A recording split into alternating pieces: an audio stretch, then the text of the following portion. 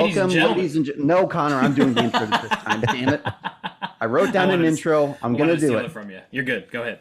No, I was gonna say, welcome, ladies and gentlemen, to a very big episode. We're talking about a very, very big movie, especially if you're in the horror community. We're talking about Freddy versus Jason. Although I think the real Freddy versus Jason is going to be which of these bastards finally makes a movie again, or Hmm. a TV show, or a Peacock original, or a straight to VOD, something, anything. Uh, Anything. I think the last time Freddy and Jason, were in the movies was it was the remake, the two remakes, right? 2009 and 2010, Yep. Yeah, That they've been is in it. limbo ever since. which they were both very profitable films, right? Yeah. I mean, neither one of them got reviewed very well, much more so the Nightmare on Elm Street one. But they were both very successful. In fact, I don't have the facts in front of me. I want to say the Friday the 13th one might have grossed the most of any of them, maybe except for S- Freddy versus Jason, but it was that's up there. actually correct. Yeah. Okay. Yeah, it's number so this is we're talking Freddy versus Jason today. That is the highest grossing film in the Friday franchise and the second highest grossing in Nightmare. I don't have the numbers of which one is above it, unfortunately. But I wouldn't be surprised if it Nightmare was the 4. remake. I It could think be Nightmare 4 as I well. hear that that's the highest grossing, Hmm. which is weird to me that still clears Freddy versus Jason. Not sure what was going on in 1988 that drove everybody to the theater to see MTV. Nightmare 4. Yep, That was the MTV. MTV Freddy era, and I can tell you, as a kid, that was. I think that was my first Freddy movie. I'm not as positive as I am with Child's Play 3 that was the beginning for me, but the flashy colors and the neon and the soundtrack and the attitude of that movie, absolutely MTV generation. Like at that point, Freddy was pop culture, like everybody's favorite, everybody who was correct's favorite. But yeah, that was a big one. So surprising that we don't have whatever they finally do decide to get off their ass and make a new one. I think it's going to clear that easily. But yeah, interesting that we're still the fourth one's holding the legacy. And I think so. I know Friday the 13th is dead right now because of legal issues for the most part, and then there's all that trouble going on with the it's a A24 show, right? The Crystal Lake Yeah. show. Hmm. They just had their showrunner leave, so don't know when we can expect to see Jason Voorhees back in theaters, but I don't get what's the deal with Nightmare on Elm Street, what the holdup is there after Halloween 2018. It just felt like this was the time to bring back those characters, except the two most popular. I mean, they for a while, Freddy for sure, and I think Jason too, to a lesser extent, were the most popular slasher icons, more popular than Michael. In the late '80s, I think they had reached that status. Yeah, for sure. And Michael may have overtaken him here recently because he's been kind of steadily working a little bit more than the other two.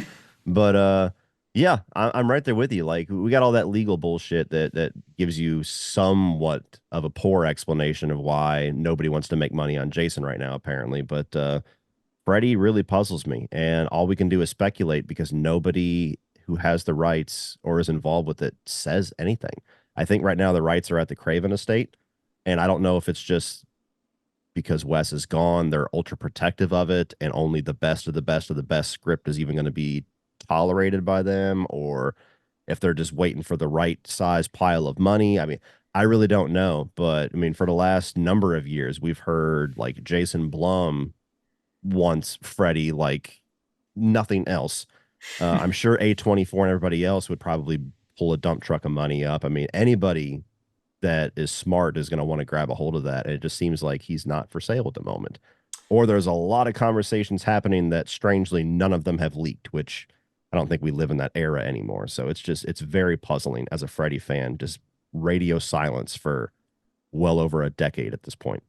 Yeah, because Leatherface has had what, three movies Yeah. since the 2009 2010 remakes. Chucky's had a remake, and he has his own ongoing series.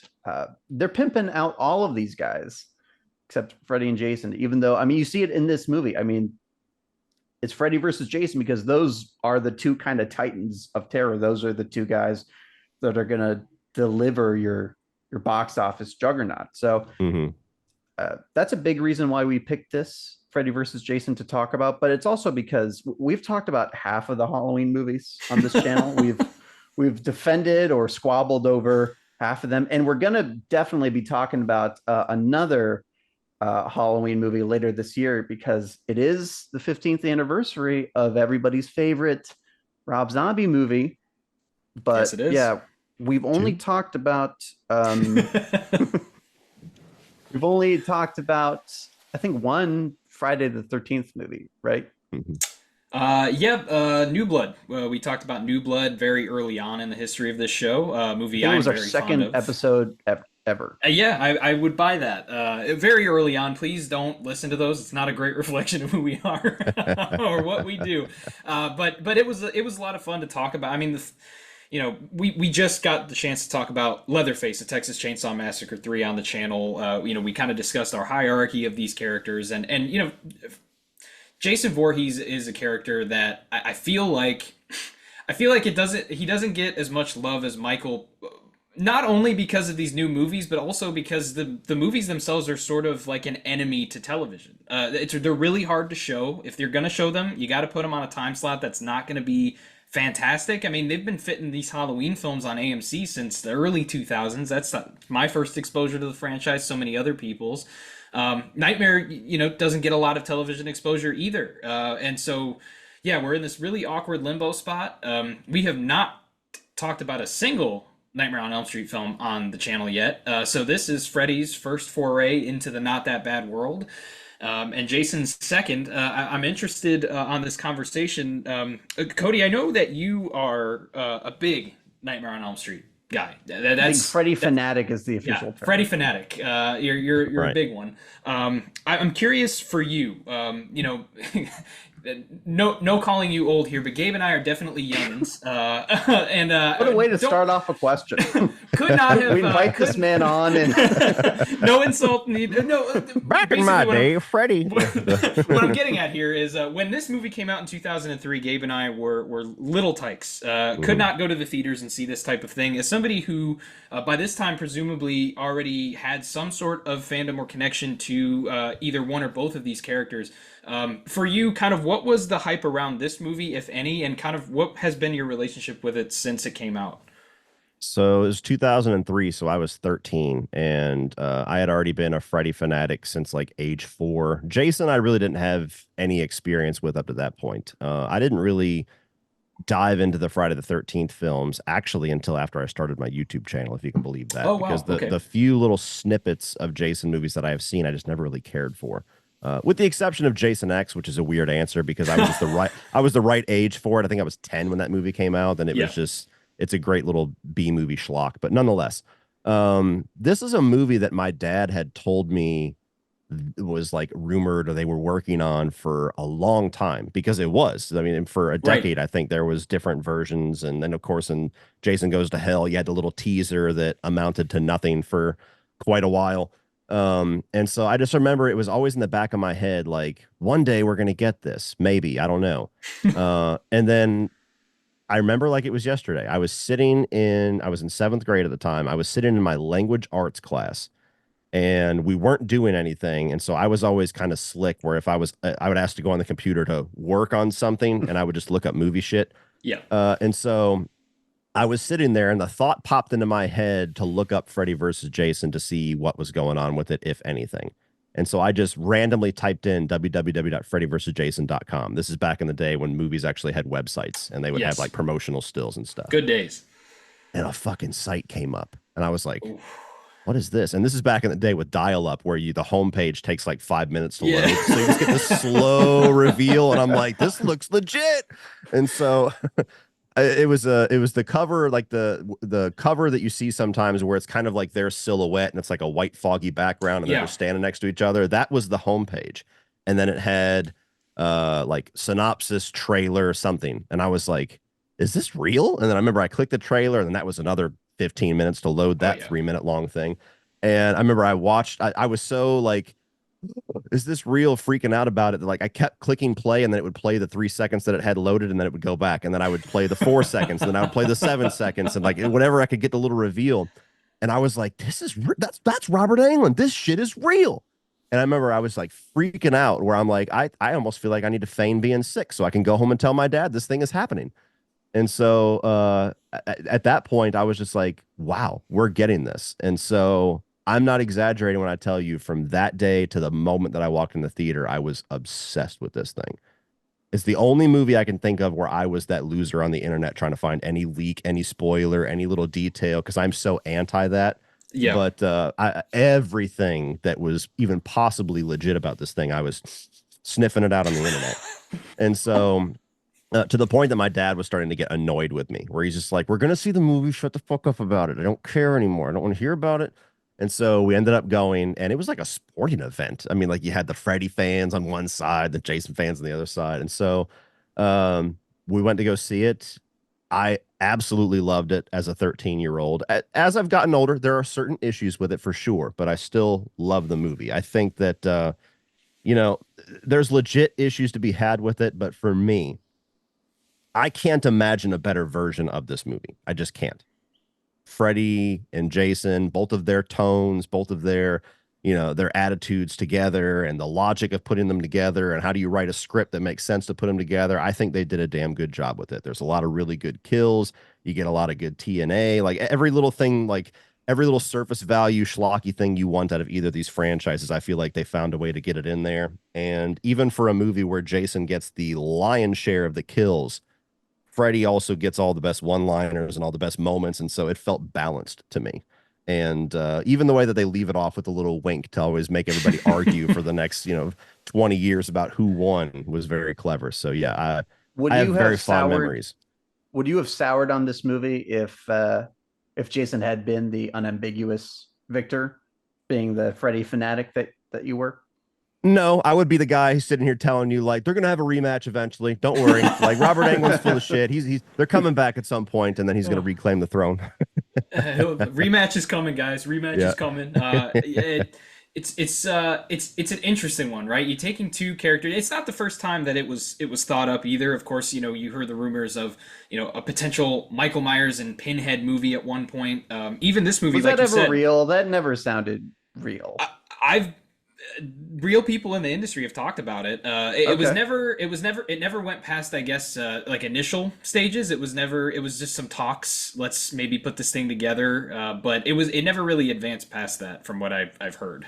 But with Freddy versus Jason, the the people in charge had been trying to make this happen since the New Blood, right? They were gonna do Freddy versus Jason for the seventh Friday the 13th movie.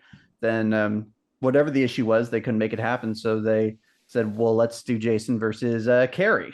There's a ton of both like fan written scripts and unused drafts of this floating around the internet. I've never read a full one, but some of the ideas I've seen involve Freddy being a camp counselor at Camp Crystal Lake and molesting Jason as a kid. I guess they would Sounds have fun. they would have used Yeah. Jackie Earl Haley in that one. Yeah. It took them decades before they found something that worked. And to Cody's point, not only does it work, that's my favorite thing about this movie actually is the way they not only put these two characters against each other, but the way they combine the lores, the way they expand on the individual lores. I Hmm. mean, this is not only a good, little Freddy versus Jason, fight compilation, although the fights are a highlight for me for sure, but they're two damn good, it's a good Nightmare on Elm Street movie. And it's a less good, but still, very, very serviceable Friday the 13th movie, uh, which is probably why the writers of this went on to write the Friday remake. So yeah, as a Jason fanatic myself, and as a more casual Freddy fan, it works on both those levels. So why don't more horror fans celebrate it? Why is it disliked enough to be on our show? Yeah, I don't know. There's the common complaints that I hear against it seem like they're the same batch of issues that everybody brings up. So enough people believe in it where it must be a legit issue to be considered, but none of them really make sense to me. One of the big ones that I do somewhat understand that a lot of people have an issue with this film is that it was not Kane Hodder. That's the main thing that I always hear that people are like, the movie's okay, but it should have been Kane Hodder.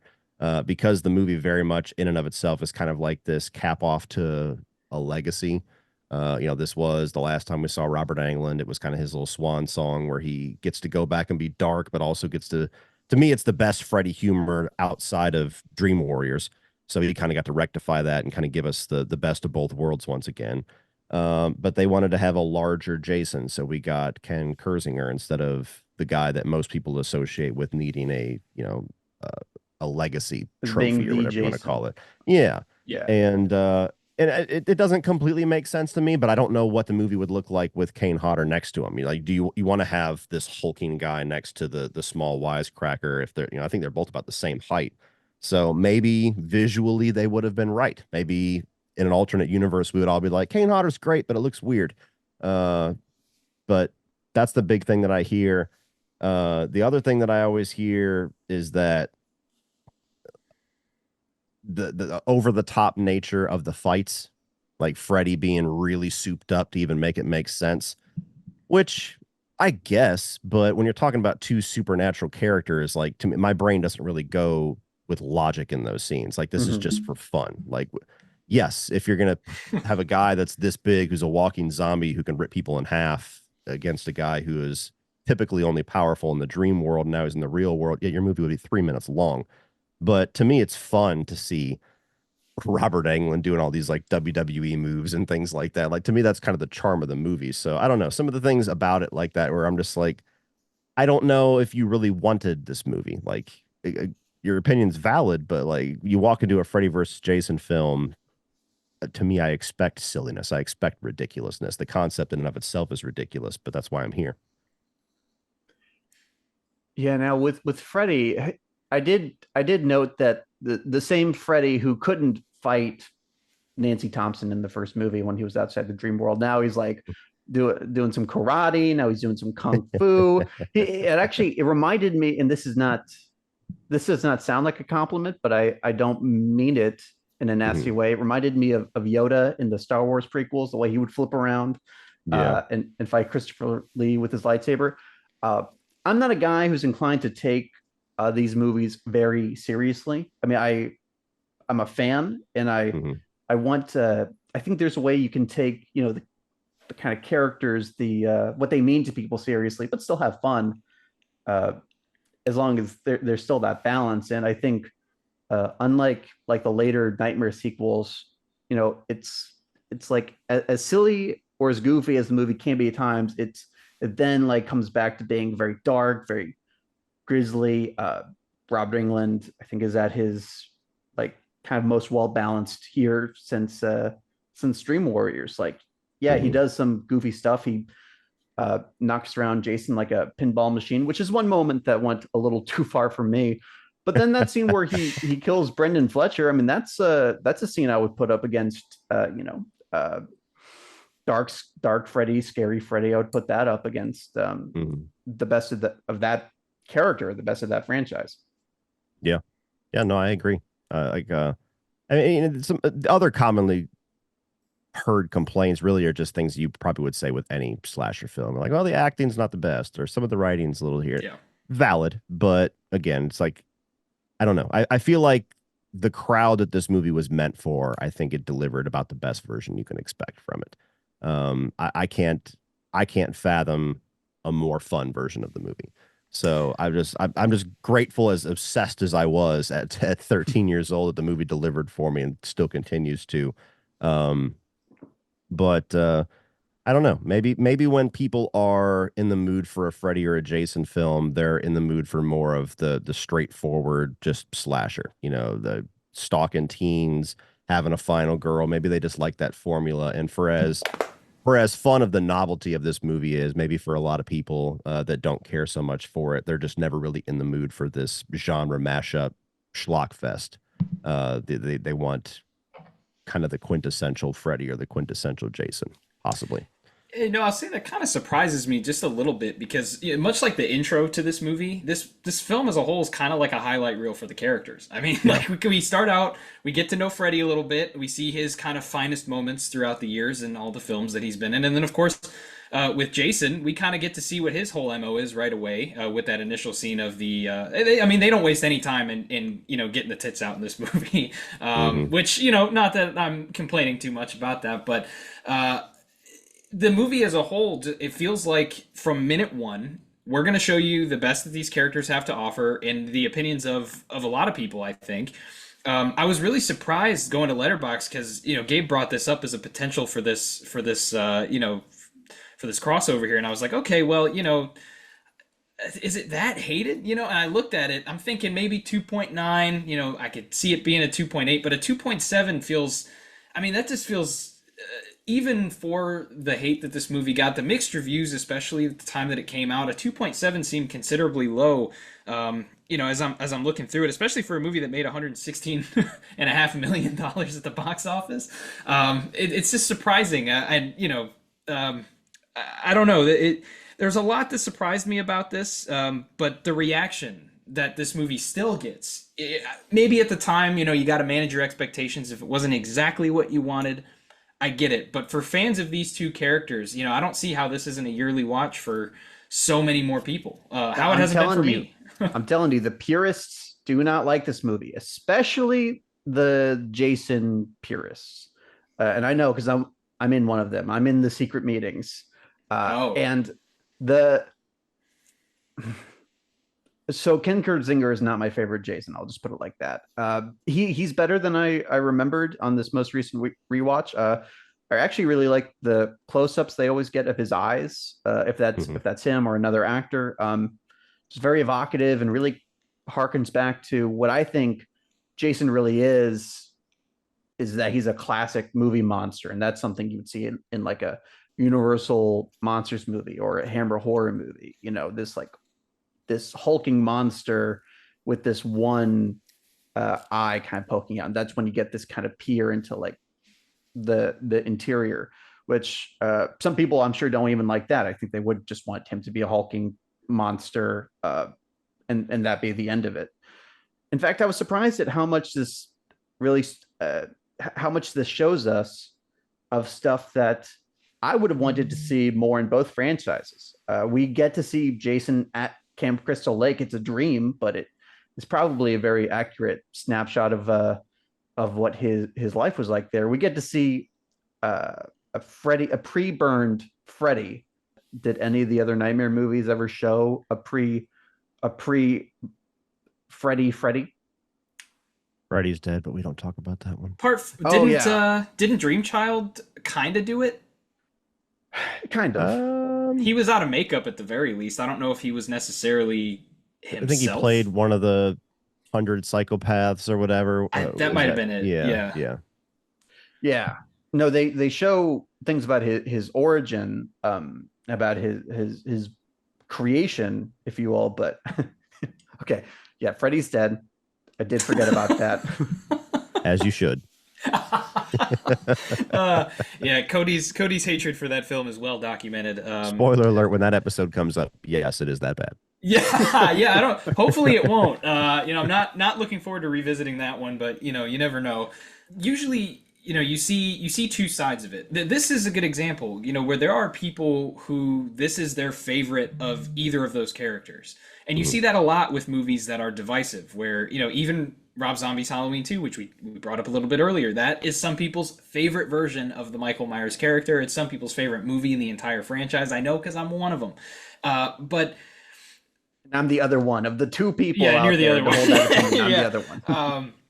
But with this movie, what I think is kind of cool is that they could have easily just said, we don't care about building any kind of plot. We don't care about giving any reason for these characters being together. We're just going to make it happen. I like that they actually took some care, and I like that they did it pretty early in the movie. Hmm. Maybe some people could call it cheesy, the way that they sort of introduced this concept of, Freddy kind of digging through the pits of hell to find somebody to act as a conduit to spread fear, so he could come back in people's dreams, make them remember. But hearing early versions of what this could have been, where both of them are dead and they have to. The most famous one, I believe, Adam Marcus brought it up, was that they had to fight Director their of way Jason out Goes of to hell. Hell. Yeah.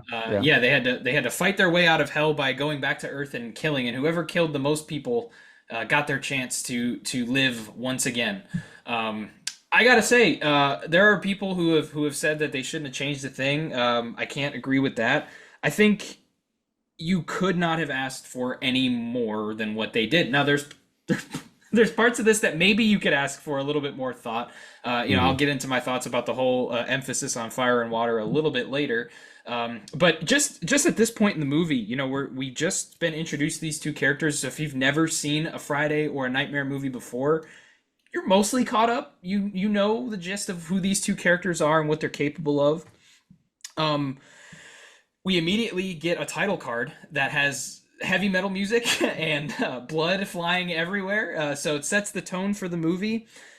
Just getting past Which we that didn't part. even mention this, but Ronnie Yu was the guy that got to Yes, direct this. I think that's a surprising choice in hindsight. I I think know so I'm a too. big fan of Brad Chucky, and I know Cody's a big fan of Brad Chucky. Connor is the Chucky skeptic, so I don't know how you Yeah, feel about that movie. not a fan. Not a fan, Not a fan at but all. that was that was his big breakthrough, and then he gets tapped to make the Avengers of slasher movies, even though he didn't have the most prolific body of work and in the horror realm. I'm thinking back of other directors who might have been in the conversation. Well, I can tell you two that definitely were. One was Peter Jackson, and he Yeah, was busy making a little movie called Lord of the Rings. And by a little movie, I mean three of the longest movies ever made. You ever. imagine an alternate universe where he bails on Lord of the Rings because he wants to make Freddy versus Jason. I, I I want to live there. I I do think that's too. king. That's Yeah, king. that's king shit right there. Yeah, And I would have then loved to see that. You want me to do you do guys what? know? Fuck these hobbits. I'm out.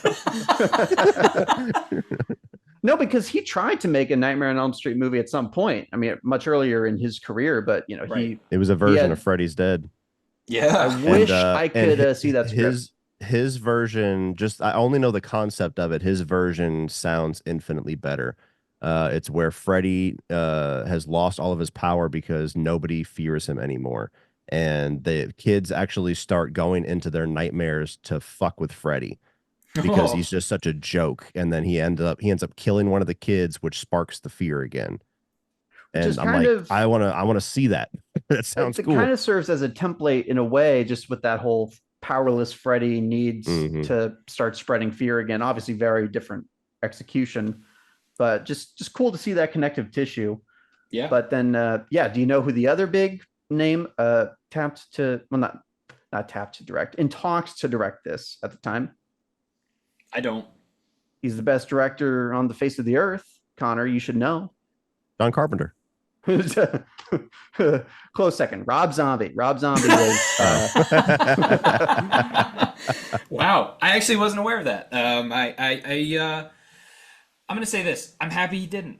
This is like the Oh, me first too. time I've ever heard him attached to something that I'm like, no, like I've always heard that people have been really that he has wanted to make a Texas Chainsaw movie and that people have wanted him to make one. I get that. Of course, the Broad Street Bullies movie, I would have loved to seen him get an opportunity to do. I'm very glad that this was not a early stain on his career because This it would would have have been been. his first movie. This would have been his first movie. And let And me his tell last you, Yeah. movie. I don't know. I mean, it's. I, I can I hear guess Freddy I, now. Come here, mama's boy. I'm gonna fuck the shit out of you. Come here, motherfucker. Yeah. I, I don't know. I'm glad we live in the timeline we do now, where House of a Thousand Mhm. Corpses is Oh his yeah. first movie. Mhm. Yeah, he was attached to do a lot of things that I think it's best that he stayed away from. He did not need to be making a Crow movie. Don't know if you guys have heard details about that. No. No, I know he was actually, supposed to do the Blob. That's the only one that I know of that fell through. And even yeah. that, I'm like, what does that look like? It looks like Sherry Moon Zombie. I've seen the artwork. Sherry Moon Zombie playing a huge concert in front of the Blob. Like it's like becomes this kind of a place where the teens go to rave. They go to like rave by the Blob. Don't know how that would have worked in execution, but the Crow sequel script, I read it. Mm-mm, mm-mm. If you think he's a bad writer now, that was like one of the first things he ever wrote. So you can imagine. But Whew. getting back to this film, directed by Ronnie Yu, his style is like here it's present. If you're a fan of Bride of Chucky, like the heavy metal soundtrack, I think he has a really good sense of humor Hmm. and a really slick sense of direction. And I think But that's what got him the job was that balance of probably the horror and the humor. Because to me, I've heard some people argue that Seed of Chucky isn't really that far removed from Bride. I don't know what movie those people watch. To me, Bride of Chucky is still very dark and serious and has an edge to it while being very self-aware and funny, but doesn't really devolve into like parody.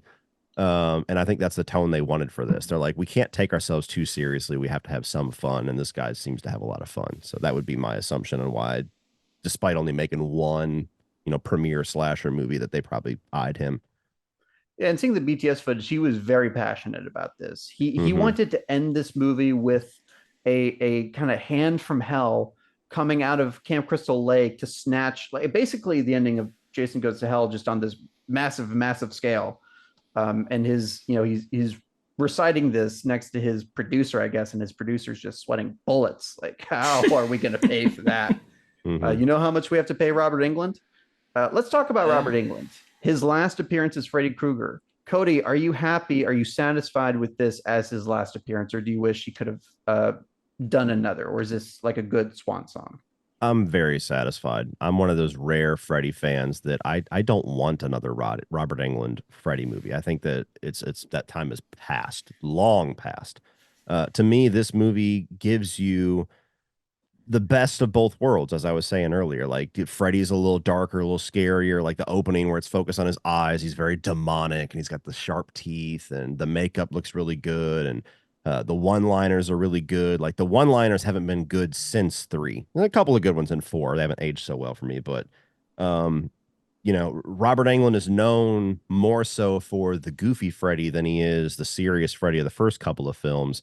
And to me, this was his last chance. I mean, well, you had New Nightmare that was ultra serious, and then this was his last chance to kind of give that version in a way that kind of pleased most people and didn't seem like a cartoon. Um, Him kicking the shit out of Jason and the wink at the end and everything. Like to me, that's just a perfect little footnote on his career as Freddy. And as much as people want it, and if there's enough money, I would not be surprised if it does become a reality where we get, Heather Langenkamp and Robert Englund back, and 40 years later, Freddie comes back for Nancy. I hear that and I want to vomit. I'm like, that doesn't sound any bit of unique or interesting or creative after so many movies have done that. Like, so as much as I love Robert Englund, I love Heather Langenkamp, and I would absolutely be there day one, regardless what I say. Um, I want to see a fresh take on it. I want to see an actor who is mostly unknown or somewhat unknown. I don't want to see an A-lister in the makeup, and go back to basics and tell a really good story and make Freddy scary again and set it up where you can do three, four more of them if you want to. Um, if Robert Englund comes back, you're just going to get one more. And then what happens? People are going to be like, one more, Robert, come on, one more. That was awesome. And no, there's no fucking way that's going to happen. And so I just don't think that there's anything to be gained by barking up that tree again. Yeah, there's an issue that I see kind of nowadays. It's not just in film, it's in so many industries where there's this such heavy reliance on like the old guys. When this movie came out in 2003, I read through some posts and some articles about it talking about how these old guys were coming back to do the movies again. And not that it had been, so long since the film had come out at that point, but if they were saying it back then, they should be saying it now, and it should be echoed. And I think the franchise is relying, whether it's an old character or an old actor or both, coming into these roles. I remember being kind of afraid when I heard that Nick Castle was coming back for the new Halloween movies. Obviously, we got James Jude Courtney, who kind of took over the reins for the most part, but it's concerning to me that people, and even not so much with those actors. I've heard calls for actors like Kevin Bacon to play Freddy in an upcoming movie, and I think I'm really with you here. I think the foundation of the fact of what made these original films so special is that they were young filmmakers, young actors, unknowns in some cases, who were trying to prove themselves. And if you put people in a position that they have to try to prove themselves, they're going to try to do it. And I think Ronnie Yu is kind of in a position to do that here. I think somebody should be put in that position if they're going to make another Nightmare on Elm Street now and Friday. Both of them, I think, should have, pretty much a clean slate. Young filmmakers who need to do something in the industry. I don't know. I don't mind the idea of Freddy being a role for a name actor to make their own. I also don't mind the unknown approach. I thought Jackie Earl Haley was pretty brilliant casting when you go back and think about where he was by the time that remake came out. And I like that movie, so I'm probably the only one in the call who does. So. I think he's the best part about it. I mean, I'd sure. say that all the time. I think that people unfairly blame him for it. And I'm like, you should thank him for what does work in that movie, because it's all him. Yep. If he had a better script and better makeup, I don't think people nowadays would even be questioning if anybody could play Freddy again, because I think he did a pretty damn good job with not very much. And we've talked about roles that are supposedly owned by one actor, and then another actor comes out to take it and challenges that, at least. We talked about the Child's Play remake. I wasn't as big on Mark Hamill as Chucky. I acknowledged him. I wasn't like upset about it, but it's not like any kind of competition to Brad Dourif. Mm-hmm. I think you were a bigger fan, if I remember right, Connor, of Mark Hamill. Oh yeah, I liked him a lot. Well, see, but that's the thing. I didn't grow up liking Chucky. Most people get in on the Chucky train when they're young. I didn't. By the time I was watching them, I just thought they were dumb, and I haven't been able to shake it fully. You know me. You know that I wasn't a big fan. You talked me into liking 3, and 3 is my second favorite, but my favorite is the remake, and that kind of shows you where I stand on the franchise. But yeah, there have been attempts, to make a character your own. Would we say that maybe the best version of that has been Tyler Mane as Michael Myers? Or maybe the new Hellraiser. I've heard that Pinhead in the new Hellraiser is pretty solid. Pinhead is different because that's a character who speaks. Well, yeah. And that's the ones that are the most difficult, I think. Like with, not to diminish what it takes to deliver a good version of Michael or a good version of Jason. Absolutely. It's very easy, or it's much easier to put somebody in a mask and makeup and have them do a physical performance that stands out versus somebody that has to take on the persona and the charisma and the comedic timing of a Robert Englund or a Brad Dourif, because it's just such a tall order. If you don't get one of the 3 or 4 things that makes that performance right, automatically it pales in comparison. And so that's the ones that, ironically, my 2 favorites that are ones that everybody says can't touch them. Like once Robert Englund and Brad Dourif were out, the character's dead. And it would be difficult. I wouldn't want the job, but I think the right actor with the right script that's passionate for the character could very easily do a version of Freddy that instantly changes a lot of our minds and makes us go, ooh, okay, cool, I'm on board. Yeah, I think you can even see that with Jackie Earl Haley in what he's allowed to do in that remake. Mm-hmm. Chucky for me is still a different story. The new Pinhead was good. I forget that actress's name. Jamie Clayton. Yeah, and that's a character that had been used and abused, and just, to say it was just fucking least. And we might be talking about Hellraiser Revelations pretty soon, which is not an example of what we're talking about. I would like to announce my retirement from Not That Bad. It's funny though. Revelations, like on a quality and a production standpoint, yes, it's garbage and it's insulting. Like there's the common meme where it shows Pinhead, then it shows the Pinhead from there, and it says great value in the corner. Yeah. But narratively, Revelations doesn't quite get the its due, because that is the most Hellraiser movie since the first one, in my opinion. Like the themes and the things that they go for, and somebody wearing somebody else's skin, and that's the most harkening back to what the movies were originally were. So that's not as bad of a movie, I think, as people make it out to be. But getting back to Freddy versus Jason, I think we've been circling around a big thing that people at least have mixed feelings on, which are, our cast of characters, our cast of teenagers. Mm-hmm. I've seen a lot of actually varied emotions around them. Let's start with one that I think everybody agrees is pretty good. I certainly do. Our final girl, Monica Keena. She's I've fine. always liked her. Yeah. And I she's like her better a than lot. fine. Yeah. Yeah. And she delivers one of the more iconic quotes from this movie, right? Welcome to my world, bitch. I mean, that's so iconic that the remake ripped that off in one of its That most pissed me shameful off. moments. It was Pissed me off when they did that. incredibly shameful. And even as a defender of that movie, there are several moments that are just absolutely shameful. From the CGI to that moment, can't defend it. Can't defend that at all. That movie's worst moments to me are when it harkens back to the other Nightmare movies, which is a lot. Getting back to our cast here, we have Monica Keena, and I'm going to defend Kelly Rowland. Okay, and it's not just because I'm a Houstonian and I'm loyal to all Destiny's Child's members. it's only part of the reason. I think she's fine. What a strange hill to die on. I've always liked her too. I think that it's kind of a recurring thing in horror slashers, more specifically, where you have music artist who comes in as an actor, and it's almost always a bad thing. Very few exceptions, like LL Cool J being one that I thought was always pretty good.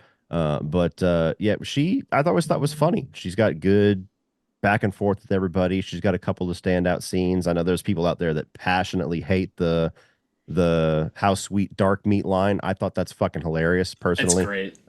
This is our least politically correct Freddy. I thought that was so interesting. Like, he was the most pointedly, and like Freddy's gonna give a shit about the woke crowd. You know what I mean? kills Before the woke crowd children. even, yeah, exactly. Before He kills children. somebody tried to bring that up, like, when we were in this era where suddenly we're gonna cancel 20-year-old movies. They were like, are we gonna tolerate this scene in this movie? And exactly what you said. I'm like, he kills children. I think he can mouth off a little bit. But nonetheless, Kelly Rowland I always thought was very fun in this movie. I didn't expect her to be, maybe unfairly, just because of the way that I said music artists tend to deliver in slasher movies. But I always thought she was fun, so I don't get much issues with her either. Give me your nose. Yeah. Oh yeah. She wasn't. You know what? Like, I feel like I remembered her being so bad in this that we revisited. We watched Resurrection for this channel as well for this Connor's series. idea, not mine. Yes, it was my idea, because I do enjoy parts of that movie, and there are things that I enjoy about it, and I was able to kind of come around on Busta Rhymes in saying that he is, when you watch that movie as a joke, he's the best part. I will say that she's not the best part of this movie by a long stretch, but she is nowhere near as bad as people say she is. And she's nowhere near as bad as I remembered her being. For some reason, I remembered her line delivery being incredibly wooden. I didn't see any of that this time around. Obviously, she's not as strong as, some of the more, seasoned or I guess talented actors or actresses in the movie. But she definitely doesn't stick out as a sore spot for me at all throughout. No, the movie. it's the Halloween Resurrection effect. I almost guarantee it. This comes out 1 year after Resurrection, 2 years. A year. 2002, I believe, is when we got Resurrection. So next year. The stigma of musical artists, especially like rappers or R&B artists coming into these slasher movies, that's at its height. So I have to imagine that's a big part of it. Now here's the thing. I like Jason Ritter a lot, but not in this movie. I've seen him deliver a lot of really good performances. He's actually in Fred Durst's first movie. Have you guys heard of that?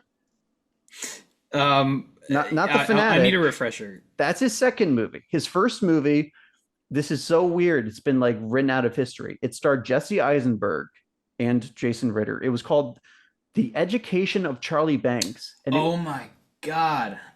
I forgot all about that. Solid little indie drama. It was like no way you could guess that the guy from Limp Bizkit had anything to do with this production, and here he was directing it.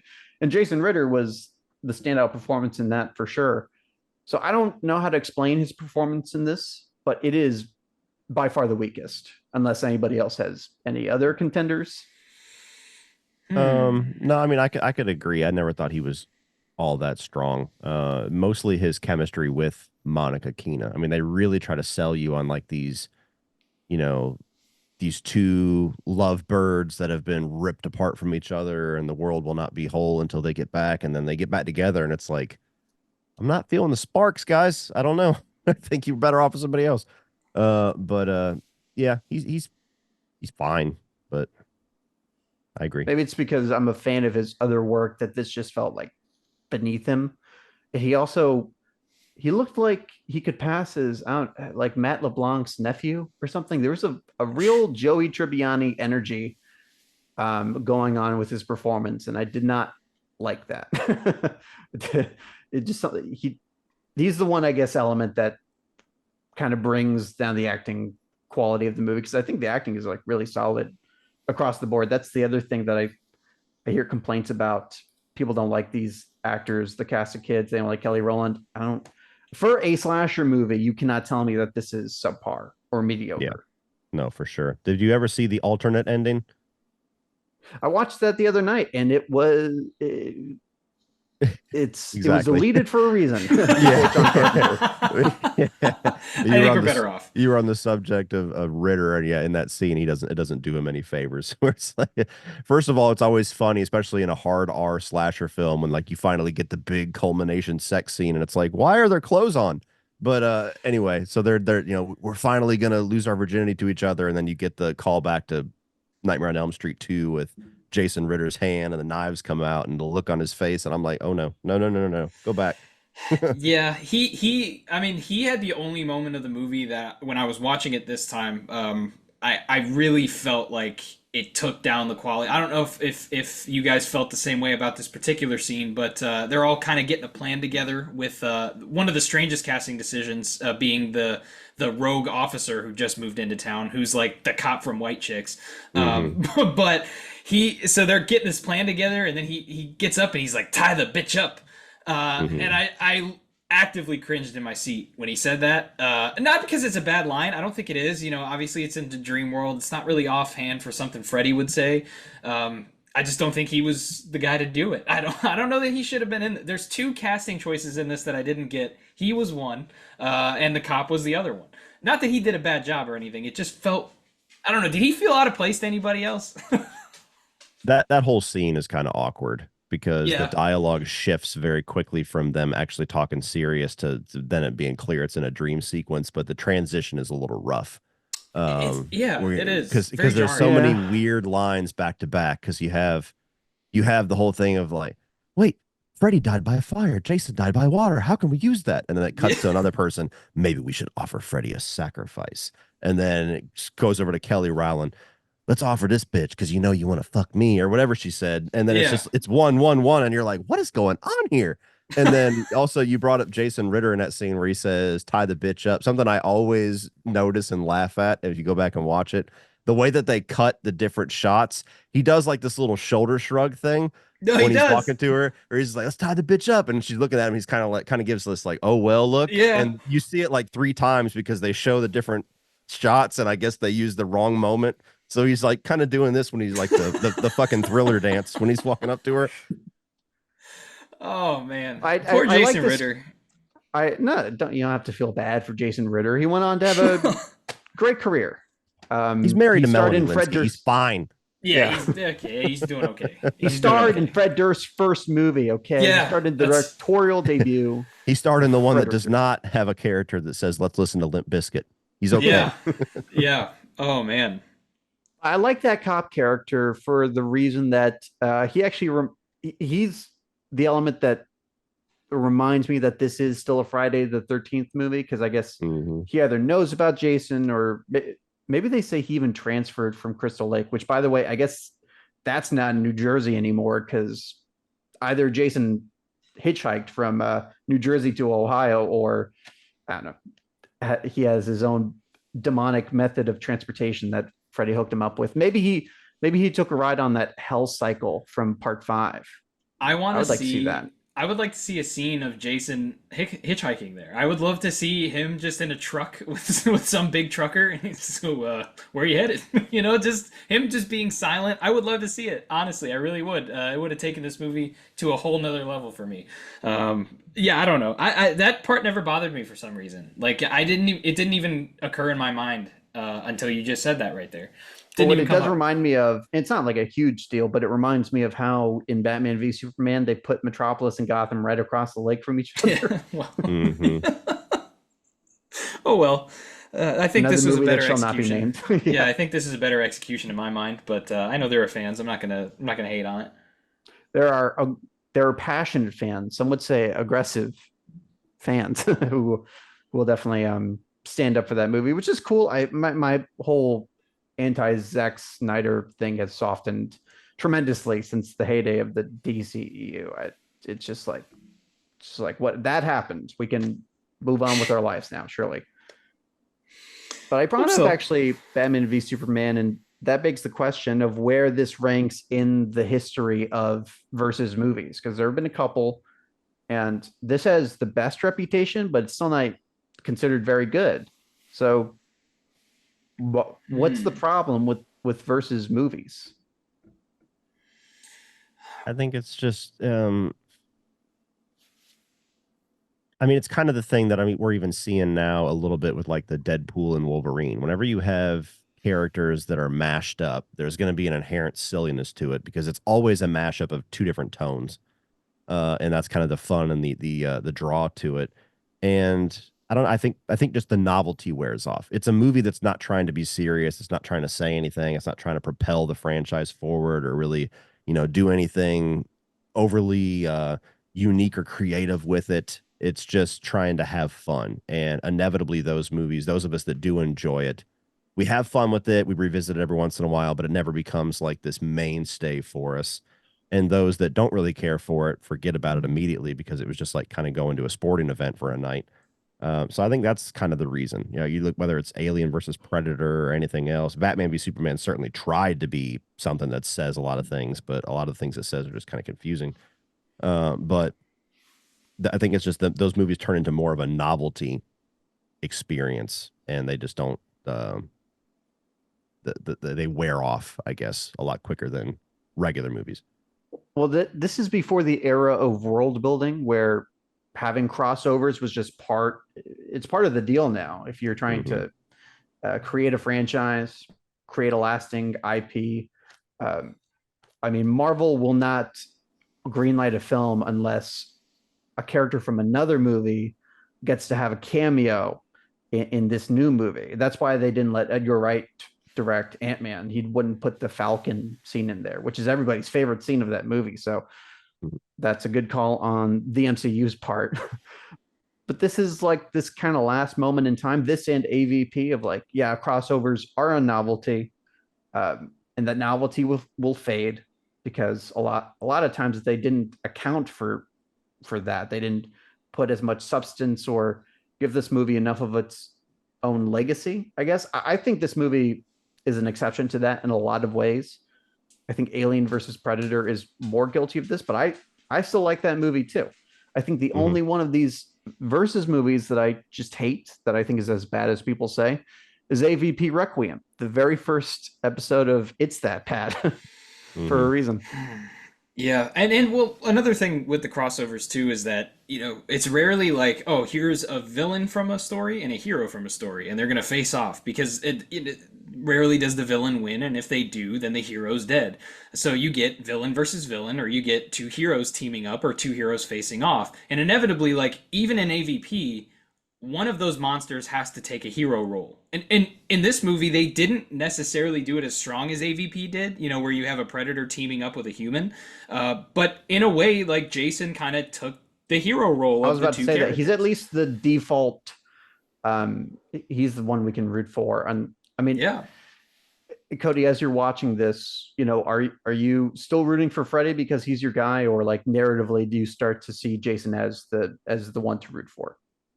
I mean, I never really swayed one way or the other. I think we're not really supposed to like either one of them necessarily. It's just you kind of go along for the ride of the human saying, okay, Freddy is the greater of the two evils. You know, it's Right. like when we have our elections. It's like pick the lesser of two evils. But but you had yeah, that was kind of what they were going for. Was Freddy's the manipulator? Freddy's the Right. one that set all this in motion. He's the smarter one. He's the greater threat. So we need to team up with the other guy to take him out, and then once he's out of the picture, then we'll figure out what to do with this fucking ape. I think that's kind of what they were going for. Which brings me to a point that I want to see if we agree or we disagree on. So Ooh. I know we haven't quite got to the end of the film yet, but something that I always kind of chime in and get people riled up with is when you get into the debate of like who won the movie. And I think the movie's purposely ambiguous of like neither one of them won because they didn't want to favor one or the other. And of course, who knows if the movie made $500-600 million, they would have made a second one within a year. But whenever I take the stance of like Freddy won or at least Jason didn't exactly win, my justification is always or when we talk about like who's stronger, and I always use this movie as a case, as I always say that Freddy's the strongest of any of the horror icons. Like if you put them all in a Royal Rumble, he would come out at the end of it. And I always use this one because I say, the teenagers and the humans in this movie all had to team up and get Jason on their side to be able to almost defeat Freddy.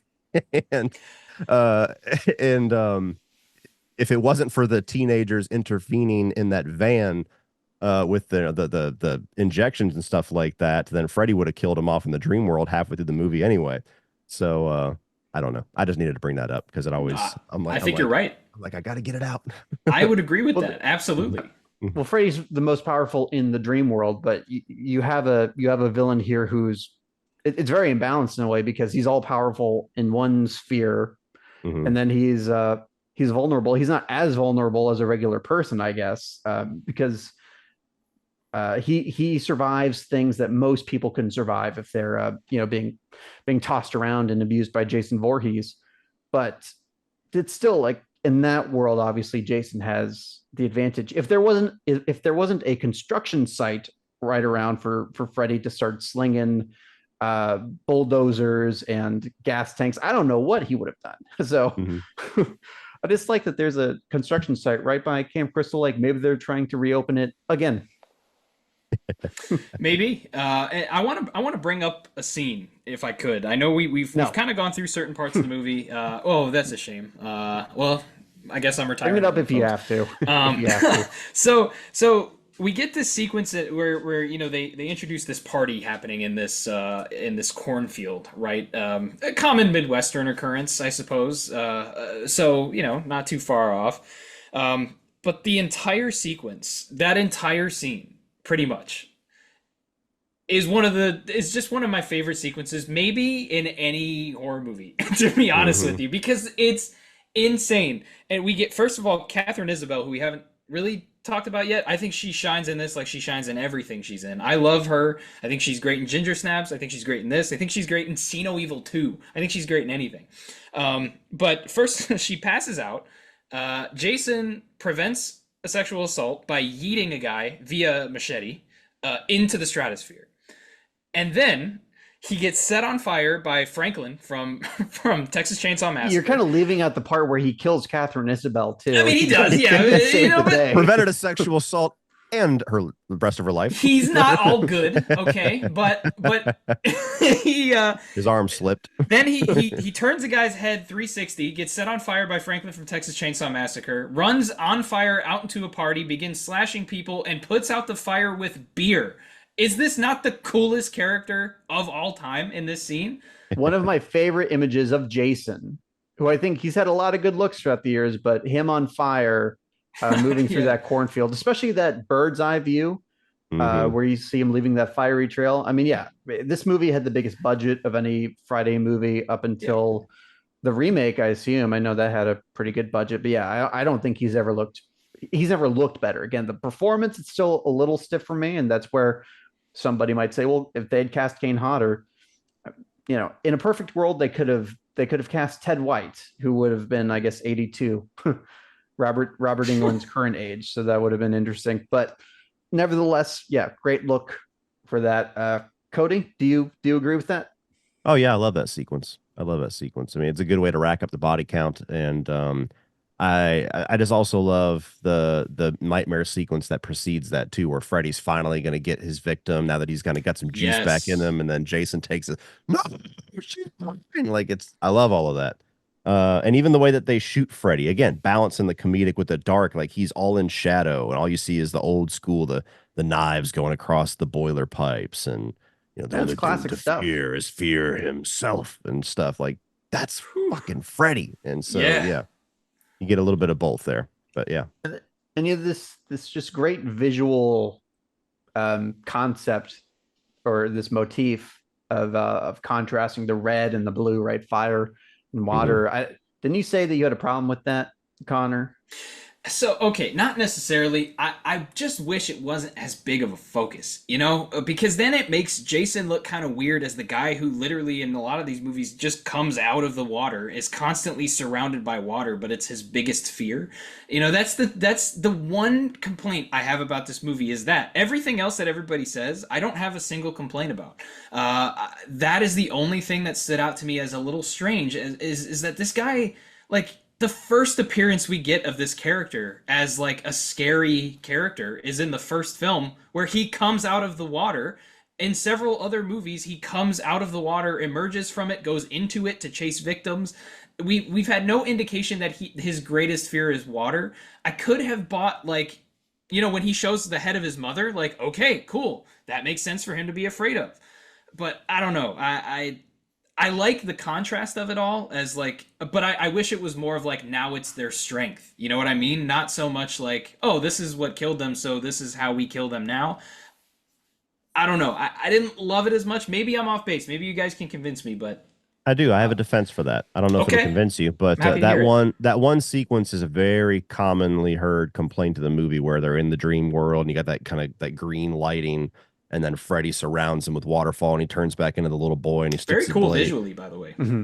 I always approach that scene as it being like a psychological thing in Jason's head. Like I don't think water literally is a weakness for him, because even in this film, even at the end of the movie, he's in and out of the lake in the third act, Right. and Yeah. carries Freddy's head out of the lake. So if it really was like a physical weakness for him, then when he fell in, that's fucking it. But to me, I always approach it as like that's just kind of like this visual representation for Freddy going back to his childhood, Mm-hmm. kind of his torment as a kid, and that's why he turns back into the kid, and then you have that nightmare sequence inside of Crystal Lake later on. So that's just how I approach it. Maybe they didn't mean it that way. Maybe they meant it to be literal. That was a question I had: is how much can this be considered to be canon? They do open up with a montage of previous Nightmare movies. Yeah, I I can don't buy know. that. Jason's always kind of been a continuity nightmare as it is. I Oh mean, yeah. I Oh don't yeah. think I mean every movie kind of they're like, like, yeah, we said he died as a kid, but he's actually a grown adult now, and now he's the killer in number two. And then you have the things between 4, 5, and 6. So I think Freddy just had a much cleaner continuity that they could pay respect to, whereas Jason, they're like, I don't fucking know, dude. It's Jason. I can definitely see that. I can see that defense for sure. Especially if Freddy being in his mind could easily have pulled some of those things. I mean, he seems to have access to that information once he's kind of in your nightmares. He's done it in Hmm. the past, so I can definitely see that. That defense does actually help a little bit with that scene. It still feels That's where the awkward in some Jason sense, but I get it. I get it. that's where the Jason purists don't like this movie, though, is because it makes Jason look like a big baby, right? Like it does the Rob Zombie thing. It goes back to its childhood. It's less extreme. It's very Because brief, him being but fooled by his mom's sweater in 2 doesn't make him look fucking stupid. That's such a weird. Yeah, yeah, yeah. I Some of mean, the defense, some of the things that I hear, like I don't get me wrong, I love Friday the 13th to an extent. I love the Friday the 13th fans, but some of the complaints I hear out of that franchise just puzzle me, especially with like the remake and everything, where like things Jason doesn't run, and I'm like, have you seen the first 4? And then Jason doesn't take hostages. It doesn't make sense. I'm like, she looks like his mom. He was fooled by the sweater in 2. So yeah, when you get the purists and the rules that come out, I always kind of laugh because I'm like, come on, man, he's a baby. Well, they did that in 8. They did that in 4. And so I don't know. I From think the outside they're looking in, I'm able to make fun of it. purists. Yeah, they're purists I get it. in a vibe sense. Like this, Yeah. I always hear about that remake that this doesn't feel like Jason. I'm guilty of that too. I think last time me and Connor talked, I kind of made a similar remark about that Friday remake, which is a damn good movie. And I do enjoy it, but I rarely go back to rewatch it if I'm in that Friday the 13th mood because it still doesn't quite capture what makes those movies special to me. But Mhm. that's a vibe check. That's not like a film critique. That's not like this movie Yeah. sucks. Right. Yeah. It's one of the worst in the franchise. Which Yeah. yeah, As a I fan, it's think kind of hard not to make that remark, you know? Like, when you're a fan of something, you're going to look for the things that made you a fan of it. I understand that. I Oh, even I'm guilty of understand. that Yeah, with Chucky. I'm guilty as sin with that with Chucky, where I'm it just makes like, this sense. is fucking weird. I wish I felt like the first three, but carry Well, on. movies make you feel, and Mhm. and that actually makes me curious. So, I mean, we talked about a really cool moment with Jason there. I kind of see that as like a almost like a character defining moment, kind of. Mhm. You know, like if you want to look through the coolest moments of the character's, timeline, I'd put that up there. For me, I want to bring up something with Freddy, and I want to throw a question to you guys. One of my favorite moments of Freddy in the entire franchise is actually in this movie. There's a moment where she goes into Jason's dream, and of course, Jason wakes up. So then he comes out of the water at her. That visual of the red, the sky turning red and everything turning red, where he's jumping out of the water, and when he lands, he's got this like devil face, and it's one of the Mhm. coolest looks I've ever seen for the character in my mind. It's my second favorite look of him behind the look he has in New Nightmare. So I'm curious. I want to throw the question to you first, Cody. Here, were there any moments in this that you felt were like almost like a real standout moment for the character of Freddy Krueger in his timeline, or like a defining moment for him as a character? I mean, there's quite a few of them in this one because I feel like this one it really harkens in on some of the nastier aspects of Freddy, like his relationship with Monica Keena's character, which I think more than any other movie borders the most on that SA vibe that's always kind of been in the Yeah, background of Freddy. Like, we get moments of it with the tongue and shit like that in the first one, but yeah, this one, I mean, where he's literally got her like dressed up like a little girl in her nightmare in the bed, and I've always had a thing for the horrors that live in this house. There's moments like that that to me get the closest to that than they've ever been, contrasted with all of the goofiness of the movie. And so I think that there's a lot of moments with Freddy where the devil face or lines like that. But even just the comedic moments, like where he takes over the Jay and Silent Bob looking guy. yeah. And it's like, come on, man. He's like, yeah, I let me wrote handle that this, down, bitch. man. Like if you want to cast Jason Mewes, just cast Jason Mewes. Yeah. He cannot be that expensive. Exactly. Yeah. And so, yeah, I love that line. And then even just the way he's talking shit to Jason throughout most of the movie, Soul up here. Like, I think there's a lot of defining moments for Freddy, whether you're looking at the sick, twisted version of Freddy, the scary version of Freddy, or the comedic Freddy. They kind of hit all quadrants in this one, in my opinion.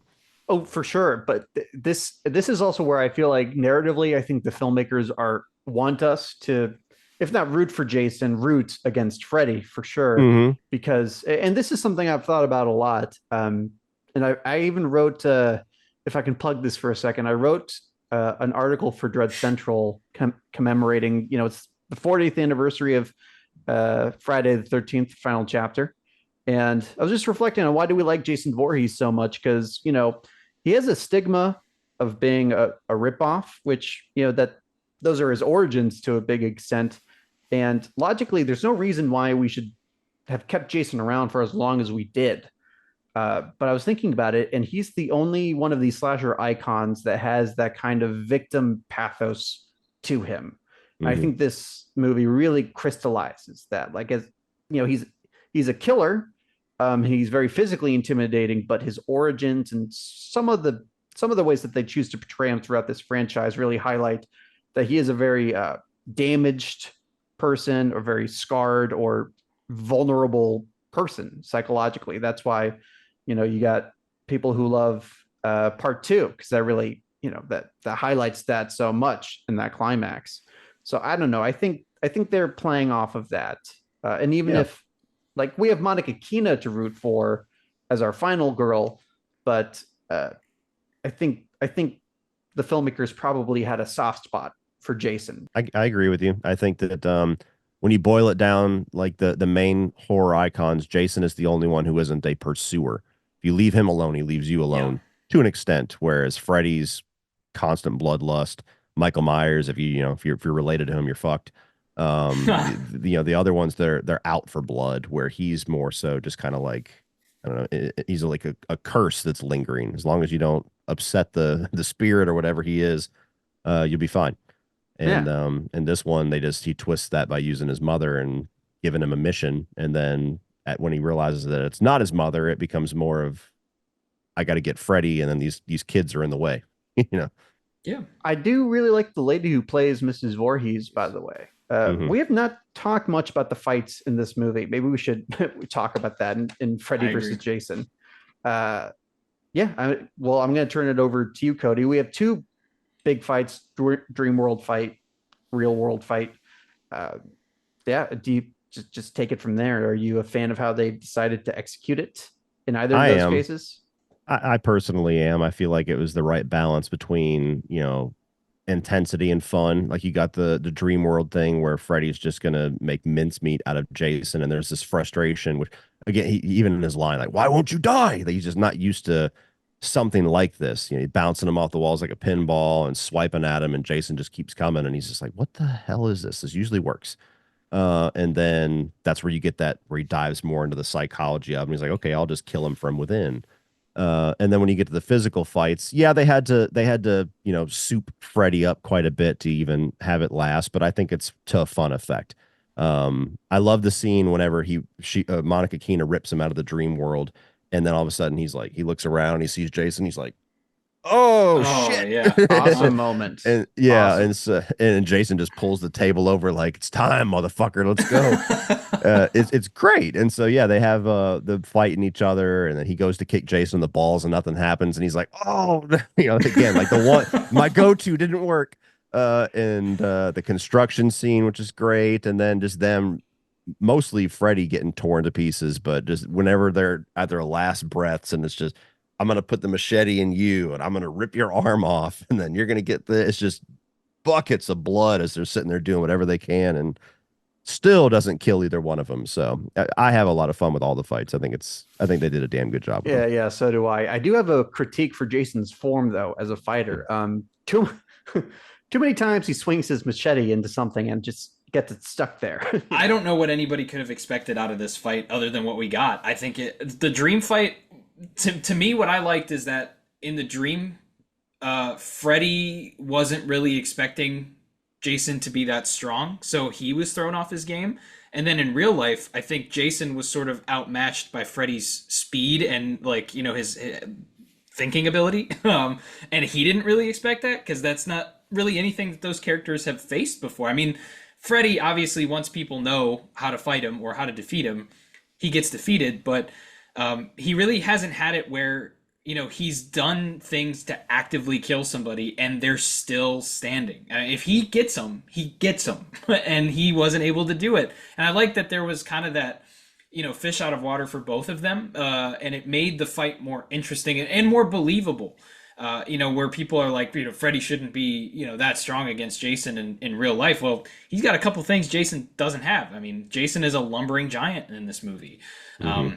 And by the way, which I'd like to throw some love at Ken Kersinger here. I think he did a pretty good job. I don't think he's the best, but I think he did a good job. And I think that fight was absolutely perfect. And the moment Cody brought up there is easily a highlight where Freddy gets pulled out of the dream world. And not only does he have an oh shit moment, but he has it while the cabin is on fire and we have metal music playing. It is one of the coolest moments in either of these franchises.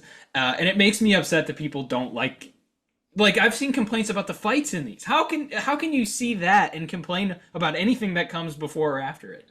Yeah. I think it just is a little too campy for some people. I think it's maybe a little too much. And I myself wrote down that it's campier than I remember. Especially the fights. That pinball thing, I did not recall that. That's one thing I could have done without. So I have nitpicks. I still overall think especially for what this movie was and all the expectations riding on it. When I think of the fights in Alien versus Predator, or the fight singular, not plural, in Batman v Superman, and how that ended up, I think people should just be a little more grateful, because this could have gone so much worse. Oh yeah, for sure. Easily. I'm surprised it didn't. I'll be honest. I'm surprised it didn't go worse. Is this, horror is not known as like, people clown on horror a lot. They find a lot of reasons to do so. Um, and I don't know. It kind of makes me proud to watch a movie like this, where it could have easily been laughable, could have easily been a stain, and could have easily been a movie that's hard to recommend. It's not any of those for me. No, I recommend it all day. I recommended it to my wife, and she said, "Please stop making me watch these movies." So I watched it alone, but that's par for the course by now. So, this movie ends on a cliffhanger. I'm sure they would have liked to have made a sequel, but sequel or not, that didn't stop people from speculating about what they would have done for a sequel, and a lot of names were tossed out for a third fighter, right, to bring into the fray here. So I'm curious what you guys would have wanted to see. I think at the time of release, the one that everybody wanted, myself included, was Michael, just because he was the third most popular at the time, and it's like, well, obviously you got to bring him in. I don't think that would have worked. Like, I've seen people say, like, would you want to see a Jason versus Michael? And I'm like, how does that movie work? Neither one of them talk. It's just going to be them. Yes. So as a kid, Michael would have been my pick. But as I've gotten older, like, if I was the one funding the movie or coming up with the idea, I think the most natural one would have been Ash, because you would have had a hero brought in, and it would have changed up the dynamic a lot. He can talk a lot of shit with Freddy and Jason, but they get the back and forth with Freddy. And I think that just tonally, I think the movie would have been a lot easier to conceive of and a lot easier to execute with that. Pinhead, I don't know if this was ever actually like a serious thing, or if this was just something that I kept reading. I could have swore there was something I read where at one point they had conceived of an ending of this movie that was going to have them fighting on the dock, and then chains were going to come out of nowhere and pin both of them to this wall, and it was going to be Pinhead standing there, and he was going to say something to the effect of, "Gentlemen, what's the problem?" And that was going to cut the movie off. And I can only imagine the theater if that would have happened. But Hellraiser, I could see happening. I just don't know, like, as cool as Pinhead is, I'm just not a big Hellraiser fan. So I'm just trying to think of, like, what would you do with that? Like, visually cool chains, you get him, he can talk to, you get other Cenobites maybe, but I just think that throws the tone of the movie off too much, because Hellraiser's much more nasty, dark, pain and suffering, and there's not really fun in any of the Hellraiser movies, with the exception of 3. So I think Ash, if I was to pick, would have been the best one. That would have been a damn cool collaboration, and they were definitely thinking about that, because I think they made a comic of was it Ash versus Freddy versus Jason? Yeah. They did make a comic. I think it was like a short series, like a mini series. That's fun fact, actually. This is the day, for those that remember message boards. That's what we used to do before there was Twitter and everything like that.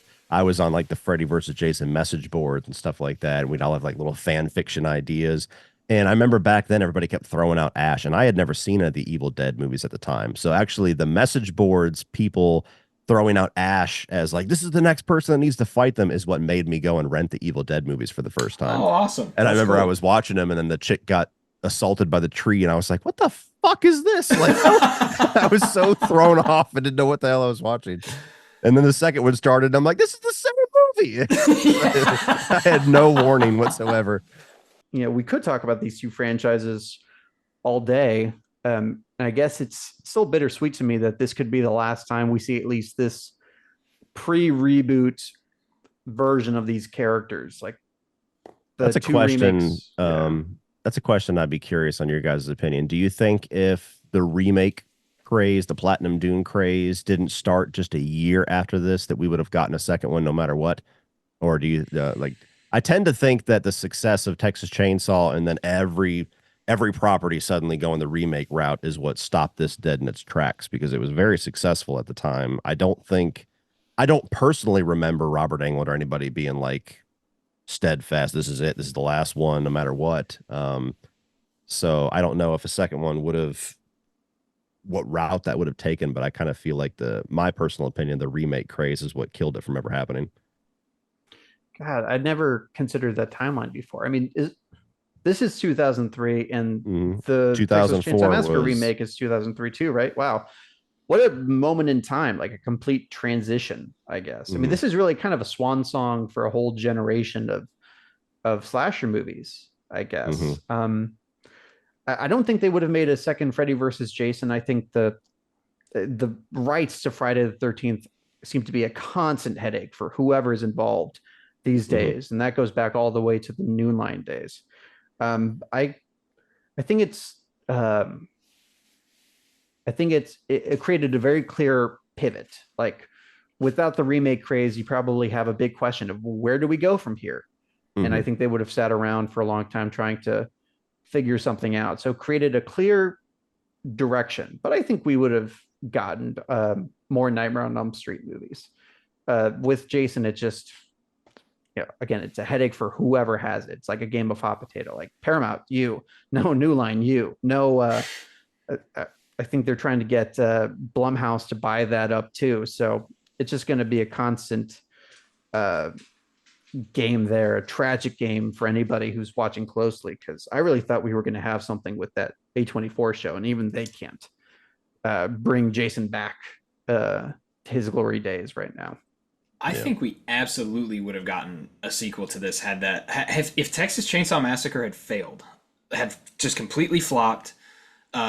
It wouldn't have signified the end of that era, kind of, because this movie did really well, but it's also something that they had been waiting for a while. So it's reasonable to believe that, okay, people have it out of their systems. They're not going to want to see it again. The novelty is gone. If they wanted to think that, it's reasonable to think that. I don't think it was true per se.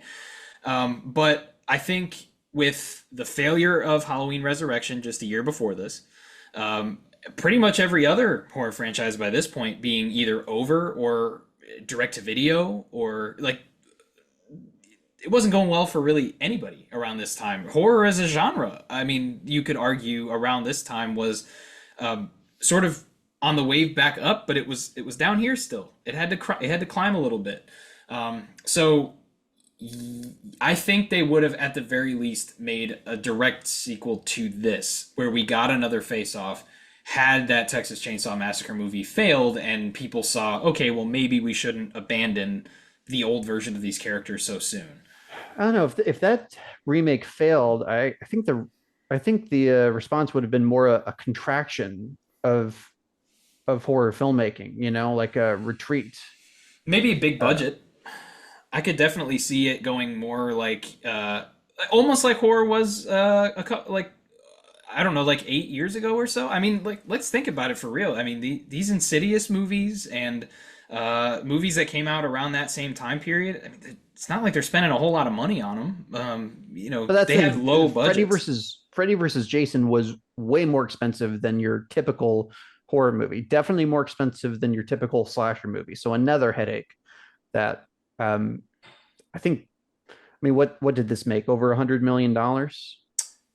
Oh yeah, 116 million. And I think 160 million. You think maybe it would have been like an AVPR situation, where the sequel is like a huge downgrade and the budget's slashed in half.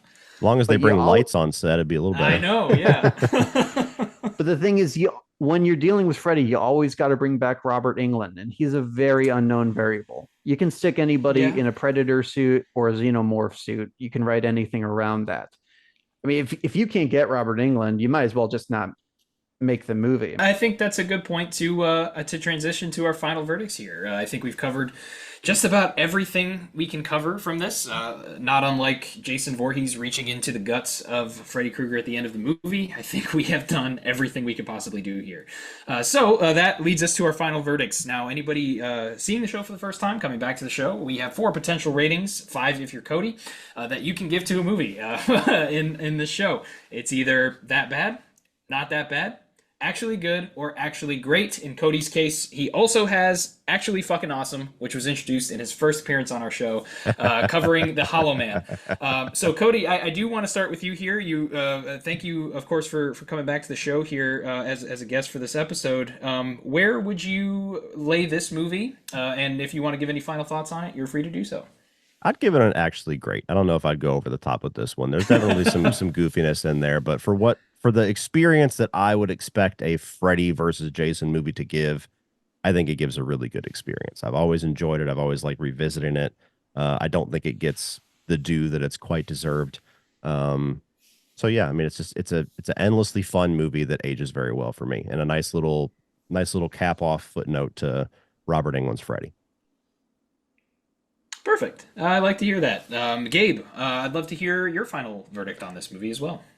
Yeah, I give it an actually great too, and I'm going to bounce off something that Cody said because I don't think this is just a fitting cap off for Robert Englund as Freddy, although it definitely is that. I think it's also a fitting cap to, again, a whole generation of these movies. You know, it's kind of a swan song for the classic versions of these characters, and I think there's a generational value to this movie for sure. The way it represents the end of that and the transition to a new one, and this movie gives that whole era, it gives it a high note to end on. So despite some nitpicks I have, some like real fanboy grievances that I might have with like Jason wouldn't do that, or maybe this is too goofy for Freddy, it deserves an actually great for that alone.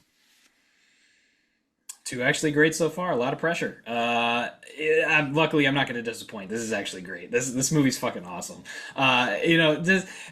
What other movie can you get two horror icons clashing to metal music and fire? If you show me one, maybe I'll enjoy it half as much as this one. Perfect choice for director in my mind for the time period. Just things that make it a nostalgic time period, like some of the editing but real, honestly great moments for both of the characters. I couldn't have asked for anything more for this. And even the complaint that I had was mostly diminished throughout the course of this episode, which I always love when I can do so.